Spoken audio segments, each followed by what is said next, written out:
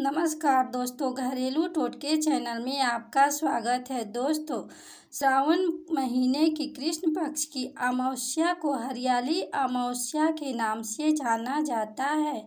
इस अमावस्या का संबंध प्राकृतिक पितृ और भगवान शंकर जी से है।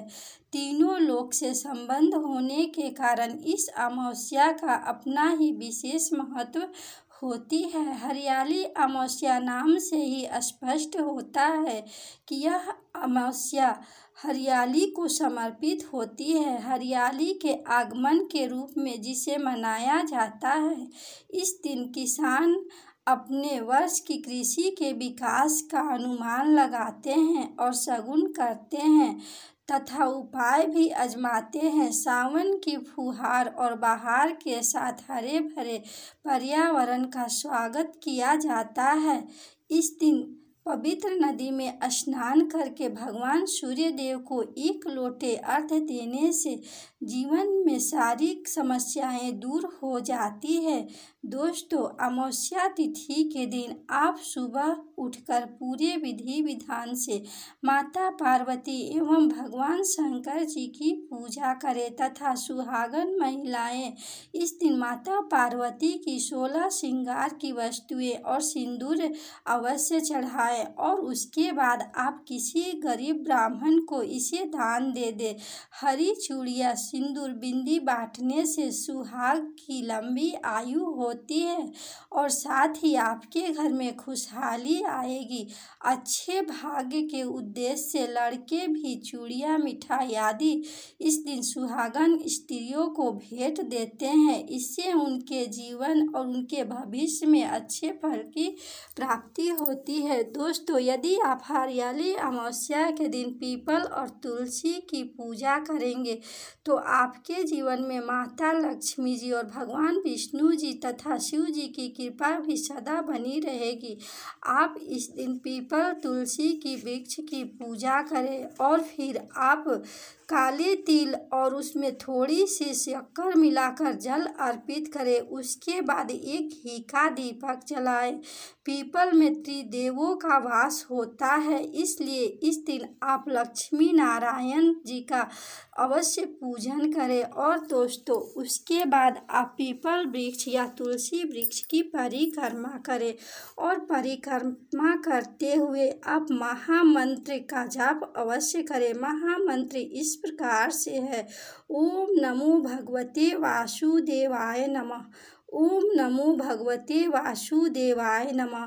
दोस्तों, इस मंत्र को आप बोलते हुए पीपल वृक्ष की परिक्रमा इस दिन करें। इससे आपके जीवन की सारी दुख दरिद्रता दूर हो जाएगी तथा भगवान की कृपा सदा आपके जीवन में बनी रहेगी, जिससे कि धन वैभव की आपको प्राप्ति होगी और आपके जीवन की हर कष्ट और परेशानी दूर हो जाएगी। इसके बाद आप गरीब ब्राह्मणों को आप अपने सामर्थ्य के अनुसार इस दिन दान दक्षिणा अवश्य करें। और दोस्तों, इसके बाद हरियाली अमावस्या की कथा आप अवश्य इस दिन सुने। यदि आप हरियाली अमावस्या की कथा एक बार पूरी सुन भी लेते हैं तो आपके जीवन में माता की कृपा हमेशा बनी रहेगी, जिससे आपके जीवन में सौभाग्य आएगा।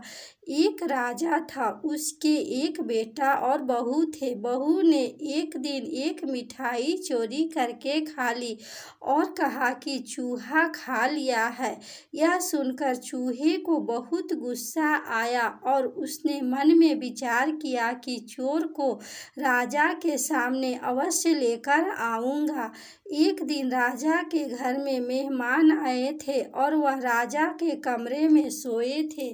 चूहे ने रानी के कपड़े ले जाकर मेहमान के पास रख दिए। सुबह उठकर सब लोग आपस में बात करने लगे कि छोटी रानी के कपड़े मेहमान के कमरे में मिला है। यह बात जब राजा ने सुनी तो उस रानी को घर से निकाल दिया। वह रोज शाम को दिया जलाती और ज्वार बोती थी, पूजा करती, गुड़ धानी का प्रसाद बांटती थी। एक दिन राजा शिकार करके उधर से निकले तो राजा की नज़र उस रानी पर पड़ी। राजा ने अपने सैनिकों को कहा कि जाकर देखो उस पेड़ के नीचे कौन है। अगले दिन राजा के सैनिकों ने पेड़ के ऊपर जाकर देखा कि दिए आपस में बात कर रहे थे। उसमें से एक दिया बोला कि मैं राजा के घर का हूँ।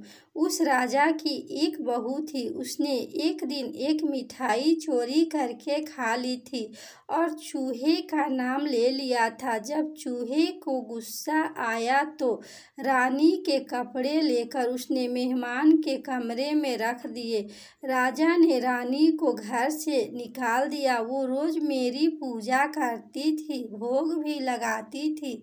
उसने रानी को आशीर्वाद दिया कि वह सुखी रहे। फिर पेड़ पर से उतरकर सैनिक घर आए और बताया कि रानी का कोई दोष नहीं था। राजा ने रानी को बुलाकर उसने रानी को आशीर्वाद दिया, वह सुखी रहे। फिर पेड़ पर से उतरकर सैनिक घर आए और बताया कि रानी का कोई दोष नहीं था। राजा ने रानी को घर बुलाया और सभी अपने घर में सुख से रहने लगे। दोस्तों, आशा ही नहीं पूर्ण विश्वास है कि यह वीडियो आपको बहुत पसंद आई होगी। दोस्तों, इस वीडियो को लाइक करें, शेयर करें और इस चैनल को सब्सक्राइब करें। धन्यवाद।